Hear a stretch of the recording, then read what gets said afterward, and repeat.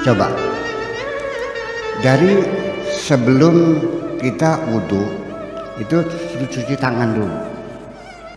Ada nggak cuci tangan dulu? Cuci dulu pakai sabun, ngalir, terus kita ambil wudhu. Enggak kan? Enggak. Kemudian mulut kita dibersihkan dengan sikat gigi inda kulli salatin. Laula an asyqa ala ummati la amartuhum bisiwaki inda kulli salatin. Andaikan tidak memberatkan, pasti akan aku suruh umatku untuk sikat gigi setiap sholat. Kayak hebatnya kalau orang sikat gigi sehari 5 kali. Kemudian juga berkumur-kumur, madmadah bahasa Arabnya. Gitu kan, disemburkan supaya gudanya pada keluar. Kemudian juga ghar-ghar, dahak-dahak yang ada di tenggorokan ini gitu dimuntahkan. Begitu enggak? Enggak kan? Tidak. Apa yang terjadi? Kaprut. Iya kan? Betul kan? Betul kan? Iya. Kemudian ini korong suruh dibersihkan. Namanya istinsyak. Istinsyak itu airnya disedot, ya, kemudian diseng-serengkan yang keras sehingga kotoran di kita keluar 3 kali. Begitu enggak? Enggak. Cendil. Betul enggak? Dan seterusnya lah. Sampai kepala diusap supaya dingin. Yang kita elektronik aja perlu pendinginan kok. Ya, kepala kita sehari 5 kali. Enggak kok. Coba lihat perilakunya kayak itu. Zahir saja sudah enggak ada yang benar. Apalagi hatinya. Ya. Jadi artinya bahwa orang Islam ini sebelum ke masjid ini kopoknya dibersihin, korongnya dibersihin, gudanya dibersihin, ya, kemudian juga bau badan semua sejuk. Nah, ketika kita masuk masjid itu ada proses kebersamaan, menghilangkan rasa kesombongan kita, siap duduk berdampingan dengan siapapun. Betul nggak? Seorang jenderal datangnya terlambat, boleh nggak maksa di depan duduknya? Nggak boleh. Nggak bisa. Saya jenderal, nggak ada urusan duduk situ. Ya kenapa? Ya kenapa datangnya telat? Nggak ada aturan. Itu kan sengaja dibuat semacam itu untuk pembauran sosial, menghilangkan kesombongan kita. Kemudian juga membersihkan hati kita, jangan sampai minder, kecil hati. Anda orang Islam tiap hari berjamaah, Anda orang miskin, Anda gak takut kok duduk dengan para jenderal, duduk dengan orang konglomerat, nggak ada urusan kok. Itu kan membersihkan hati. Ya, kemudian juga kita berbaris juga melihat barisan yang lurus, lihat kanan, lihat kiri.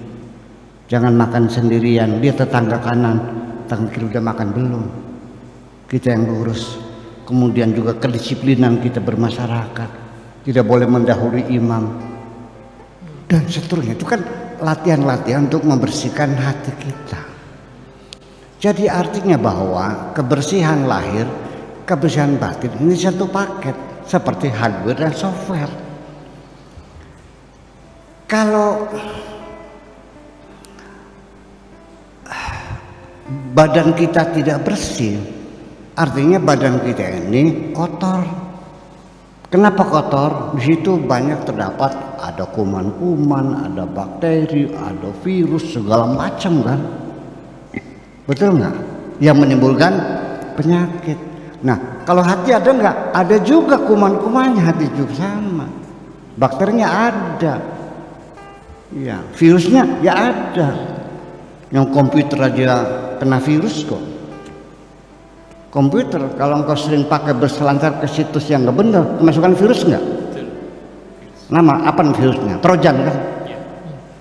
Hati kita juga sama, software ini ketika dipakai berselancar ke situs-situs yang gak benar, mikirin istrinya orang lain, mikirin warungnya orang lain, ngapain lu sana-sana? Kemasukan virus enggak? Sama. Apa virusnya?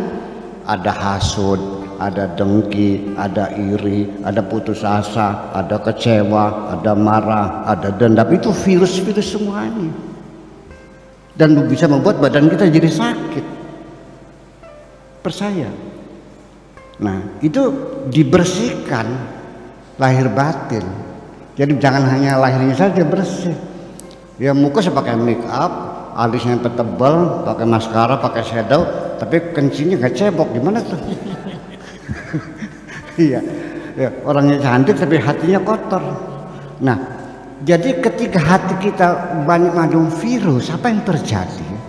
Silakan komputer Anda yang sudah banyak virusnya terus dibersihkan semuanya virus itu. Ya, sudah direinstall aja lah, karena sudah kebanyakan virus. Jadi sudah percuma, jadi reinstall aja, sudah dibuang aja, bikin diprogramming aja yang baru lagi. Karena sudah terlalu banyak virusnya, udah banyak. Nah makanya ketika hati kita juga dipakai berselancar ke hal-hal yang tidak wajar, juga menghasilkan virus. Nah kalau sudah software kita banyak virusnya, tahu nggak bufferingnya? Setengah jam nongol-nongol gambarnya war. Data kita pada hilang nggak? Itulah kita adanya gangguan-gangguan, disorder, ya psikologis, gangguan jiwa. Itu adalah gangguan karena virus yang di hati kita itu.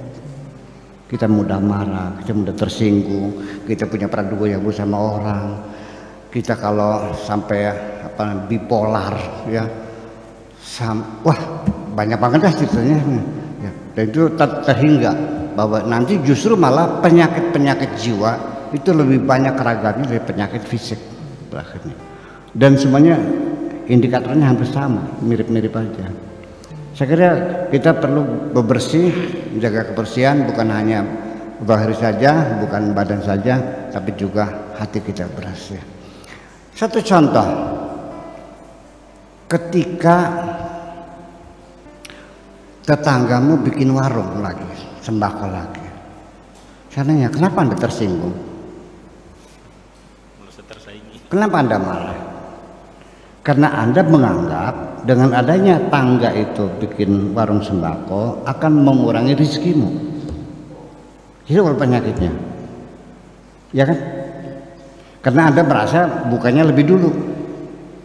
Tapi Anda kan tidak paham bahwa dia punya hak untuk hidup kan? Ya kan? Satu, melemahnya keimanan Anda bahwa ternyata yang selama ini engkau mendapat rezeki bukan pemberian Tuhan, tapi pemberian karena Anda buka warung, sehingga ketika warung itu buka akan mengurangi rezekimu. Kemudian ketika warungnya semakin laris, Anda marah nggak? Cari dukun nggak kira-kira? Nah makanya jadi artinya ini kita satu contoh aja. Orang yang hatinya sudah kemasukan virus hasud, itu hidupnya tidak pernah punya cita-cita yang jelas dia mau apa. Yang penting dia ingin menghancurkan orang lain. Ada tangga beli mobil, tersinggung, nah padahal juga kredit, urusannya apa? Merendahkan orang lain. Nih potong kuping 4 bulan juga ditarik lagi, urusannya apa? Nah, setiap Anda melihat orang mendapatkan rezeki, Anda marah. Ya, itu namanya hasad apa hakad? Iri apa dengki?